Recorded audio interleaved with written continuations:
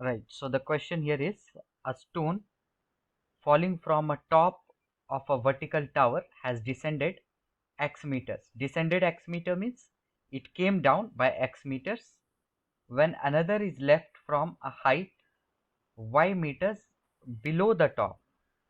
So for example here, let us say this is the point. From this point a stone is left means it is released. So let us say it has descended x meters, so it has come here x meters down, and when another is left from height y meters below the top. So that means you can see this is the first stone. So first stone is falling from the top of a vertical tower, so initially its speed will be 0. 0 will be the initial velocity, and when it has descended x meters, then another is left from a height y meters below the top. That means from here y meters below the top another stone is left, right? So another stone is left, that means for the second stone also the initial velocity will be 0. Now if they fall from rest, we have already taken into account their initial velocity 0, and reach ground together. They are reaching the ground together. That means from here whatever time will be taken to reach the ground, that will be same as the time taken by this one. So this t and this t will be equal, because it says if they fall from rest and reach ground together, From X. the time taken for the first stone to reach ground. Okay, so we will consider the height of, let me erase the times, we will consider the height to be h. So time taken by the first stone to reach the ground, this is the first stone, this is the second stone. So time taken by the first stone, that will be, let us say t1 to reach the ground from here to here, and second stone, let us say this is t2. So t1 we can find using displacement. What is displacement? Minus h is equal to ut. Ut is 0, half at square, so minus half g t square. So from here we get t as 2h by g root over. Okay, that is one time we have got. Now the time taken to reach the ground when it has descended x meters down, that means not to reach the ground, but I will find this time taken to reach this point. So let us say that is t1. So displacement is minus x is equal to minus half g t1 square. From here we will get t1 as 2x by g root over, right? And similarly we will find the time taken by the second stone to reach the ground. So it is released from here. What is the distance? It has to go down. It will be h minus y, right? So minus h minus y is equal to, velocity is also 0, initial velocity is 0, so again minus half g t2 squared. From here we get t2 as 2 times h minus y by g root over. Now we have found these 3 times. How we can relate these 3 times? We can say the total time that the first stone took to reach the ground, that is t1. It is including the time taken by the first stone to reach this, to cover this displacement x meters. So that will be, so t will be equal to t1 plus the time taken by this stone to reach the ground, which is same as the time taken by this stone to reach ground, that is t2. So let us put these t1 and t2 in this equation 1, and let's try to get the height of the tower. So if I put here, it will be root of 2h by g is equal to root of 2x by g plus root of 2 times h minus y by g. So this g gets cut, 2 also gets cut, and we have root h is equal to root x plus root h minus y. So let us square both sides. So h is equal to x plus h minus y plus 2 root x into h minus y. So from here this gets cut, and we have y minus x equals to 2 root x into h minus y. So let us square both sides again. So we get x square plus y square minus 2xy is equal to 4 into x into h minus y. So that gives minus 2xy equals to 4xh minus 4xy. So from here 4xh will be equal to, this I'll take to the left and it will become x square plus y square plus 2xy. So h will be x plus y whole squared divided by 4x. And let us check whether we have to find this only. Yes, this only we have to find. So we have proved that the height is equal to x plus y whole square divided by 4x. The next question here.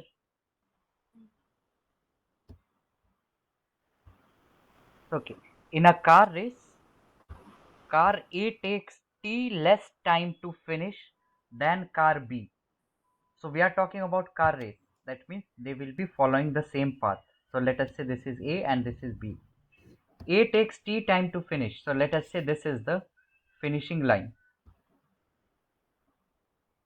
And A takes t time less to finish than car B. So let us say car B takes capital T time to finish. So A will take how much time? T minus T. That means this is clear, A travels at higher speed as compared to B. And that is also mentioned here, with speed V more than car B. So let us say the speed of car B is x, then for A it will be x plus V. So it is written, in a car race A and B passes the finishing point with speed. That means these are the final speeds or final velocities of A and B. So assuming the cars start from rest, that means their initial velocities are 0 and travel with constant accelerations a1 and a2. So A is traveling with acceleration a1 and B is traveling with a2. Show that these relations hold true. So you have to prove this one. So you have to basically get a relation relating V, a1 and a2 which is given to us. So let us just equate them. First, they are racing, that means the distance traveled by both of them will be same. So first we have final velocities, initial velocities, accelerations and time. Let us relate them.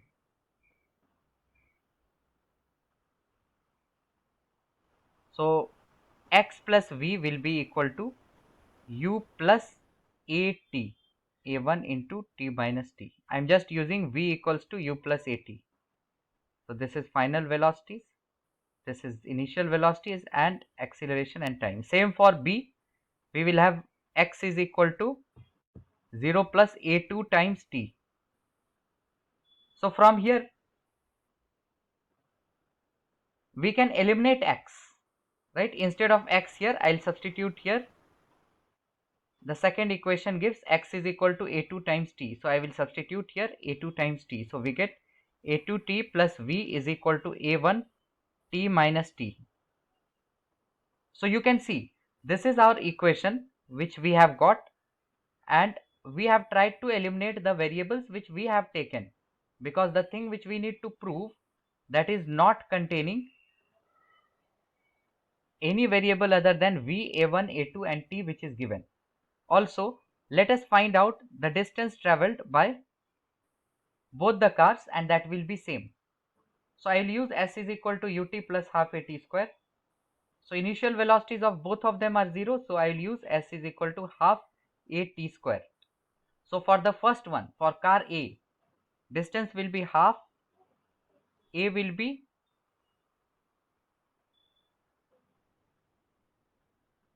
what will be A?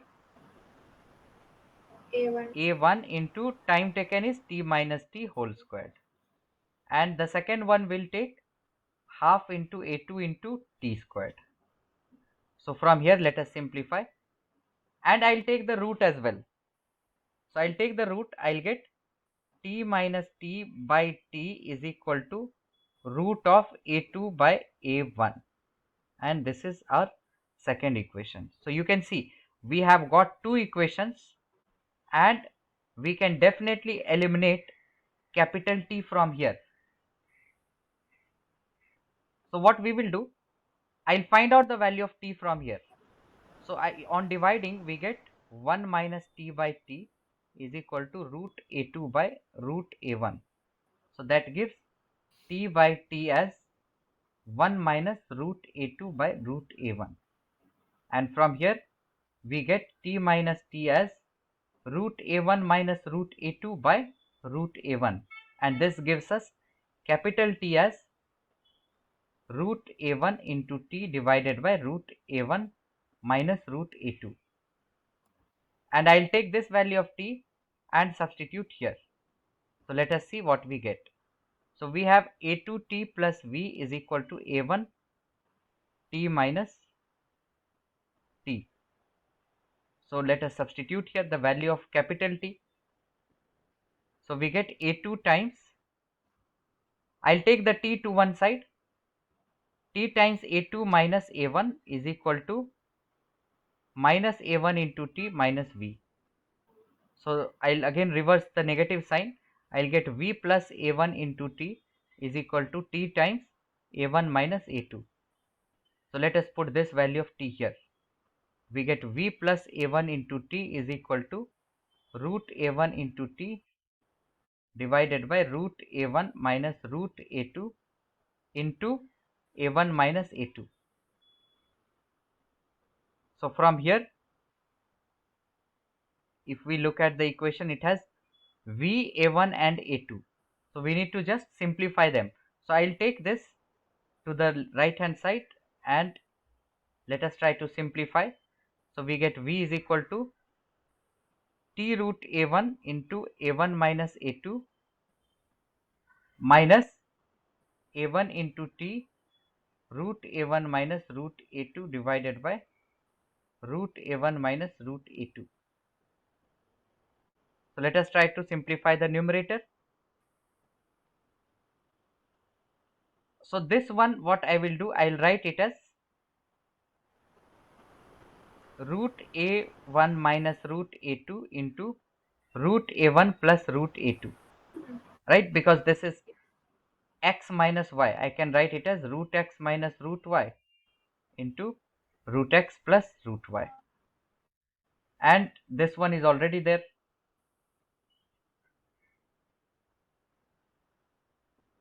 So now we can see we can cut them, and we get t as v as t root A1 into root A1 plus root A2 minus A1 into t. So let us simplify again. So v is, let us multiply this, we get A1 into t plus t root A1 root A2 minus A1 into t. So this gets cut. We have v as t root A1 into A2, and what we have to prove, yes, v square is equal to A1 A2 into t square. So if we square both sides, we get v square is equal to t squared A1 into A2, and this one was the thing which we need to. Okay, let us do this question. A car is approaching a hill at 30 meter per second when its engine suddenly fails just at the bottom of the hill. The car moves with a constant deceleration while continuing up the hill. So we have, let us say, this kind of hill. Definitely it's a kind of slope. So car is approaching a hill at 30 meter per second. That means at the point where it starts going up, its speed is 30 meter per second. So everything starts from here. So I took this as the initial velocity. Now when its engine suddenly fails, it fails just at the bottom. The car moves with a constant deceleration of -2. That means while going up, its acceleration is -2. So that is an indication that its final velocity will be 0 at some point. So you have to write an equation for the position along the slope, and for velocity as a function of time, taking x is equal to 0 at the bottom of the hill. So okay, position you can write using s is equal to ut plus half at square. But we do not have the time. You can find the time and then use this equation, or better we can use 2as is equal to v square minus u square. So 2a is -2, position is s, is equal to v squared minus u squared, that is 30 squared. So from here we get the position as minus 900 by 4. So this will be the distance covered. But the question is, you have to write equation for position as a function of time t. So well, we can use this equation, right? So we will get s is equal to 30t plus half into a is minus 2t square. So s will be 30t minus t square, that is the answer. And you have to also write equation for velocity. So either you can use v equals u plus at and write v equals to 30 minus 2t. That's the answer for velocity as a function of t. Or even once we have got position versus time, we can differentiate to get v, because v is ds by dt. So that will be 30 minus 2t if I differentiate this. So that's exactly the Okay, so same then thing what what we have position got is here. it? It is along the slope, and the question demanded that you have to find out along the slope only the position. It's not like we will project it, right? They have given that this is x is equal to 0. That means their idea is consider something like this as the x-axis. So here the object, we are not talking about the force, then there is no need to project. Okay, let us do another question here. It says a particle starts from rest at A and moves with uniform acceleration A in a straight line. So particle starts from A, initial velocity 0, as it is mentioned, it starts, and moves with uniform acceleration in a straight line. So acceleration is A, and after 1 by A seconds,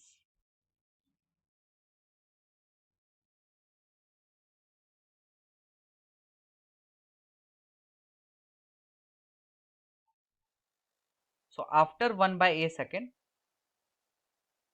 a second particle starts from A.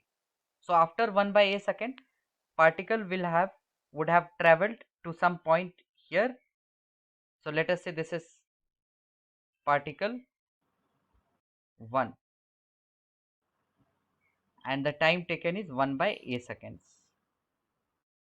So a second particle starts from A and moves with uniform velocity u. So I'll make this little bit bigger.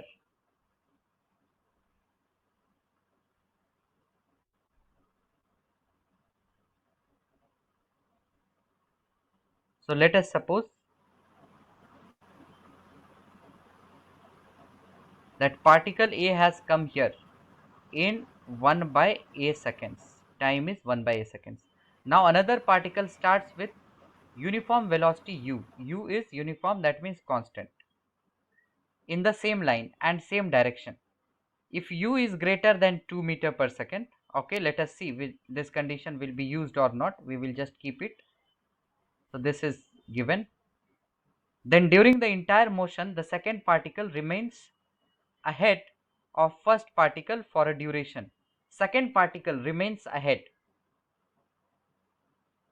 So this second particle, we have to find it that it remains ahead of the first particle for what time?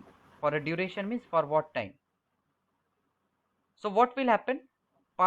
Second particle will overcome the first particle, and somewhere there might be possibility that again the first particle would overtake, right?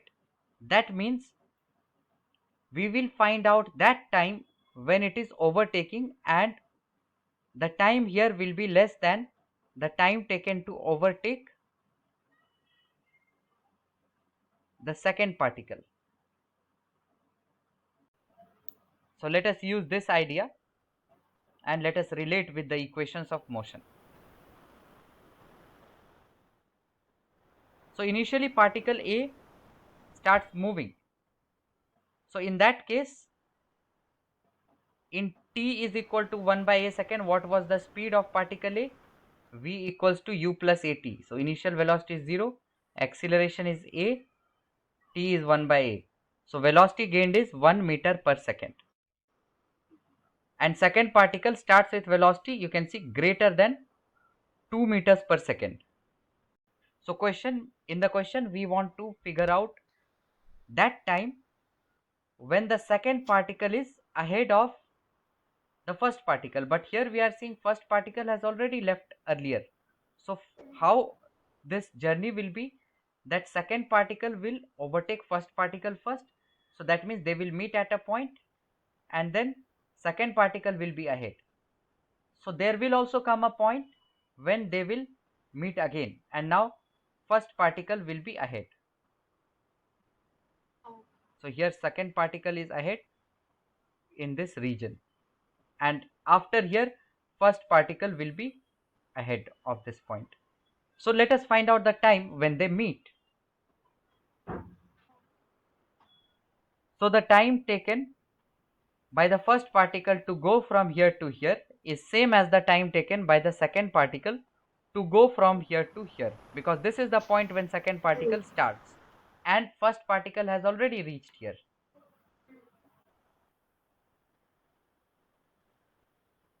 So let us try to figure out the distance. So here what will be the distance traveled by first particle in 1 by a second?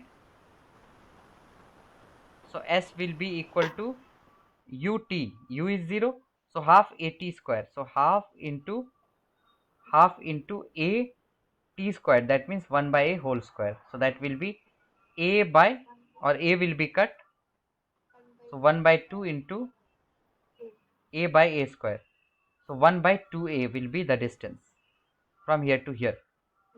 And then the distance traveled by the second particle in time t, let us suppose they are meeting in time, let us say t1, so that will be u into t1, that will be the distance traveled. So what will be the distance left here? U t1 minus this distance already covered, and that will be the distance traveled by the first car now. So it has its velocity here, acceleration here, and we can relate them using s is equal to ut plus half at square. So the time will be same, here it is t1, here also it will be t1. So u will now be 1, so 1 into t plus half a t square plus half a t square. So from here we can solve and find out t1. So let us rearrange.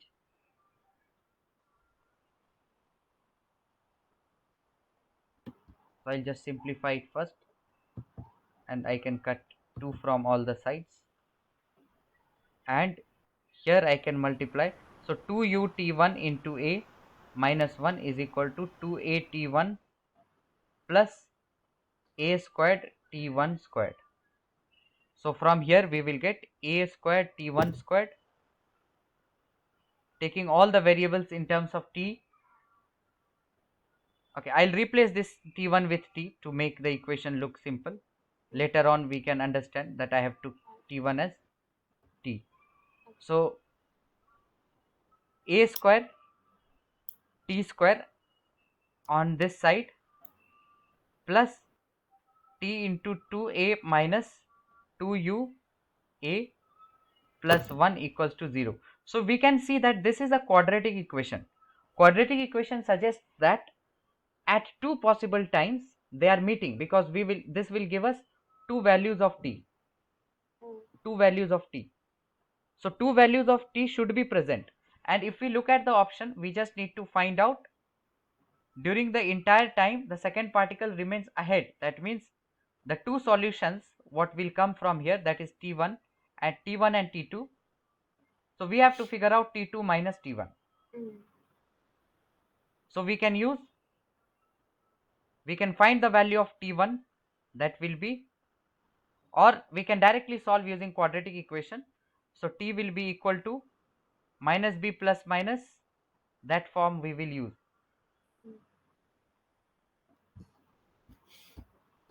So t is equal to 2ua minus 2a, this is minus b plus minus root b square.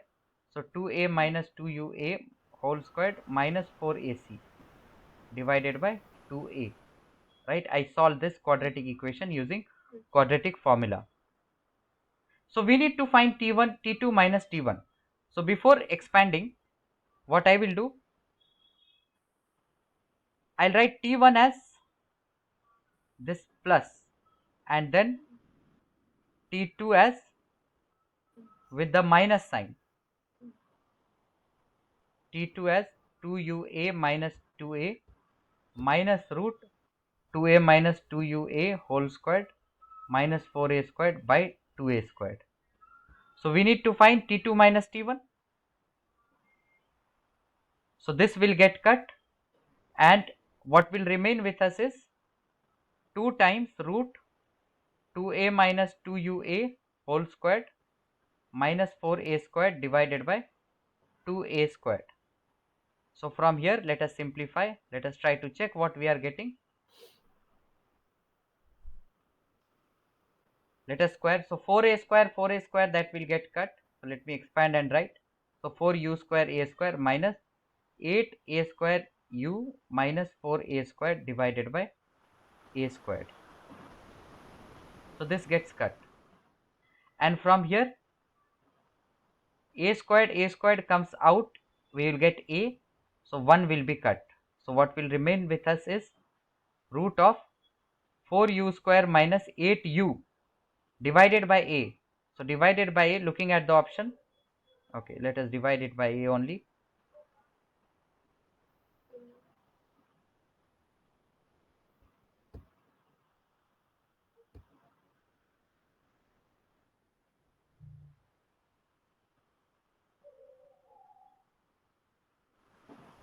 So we get, taking 4 common, it will become 2. So 2 root u square minus 2u divided by a. So let us check this option is there or not. U square minus 2u. So u square minus 2u divided by a. 2 is also present, yes. So C will be our correct answer.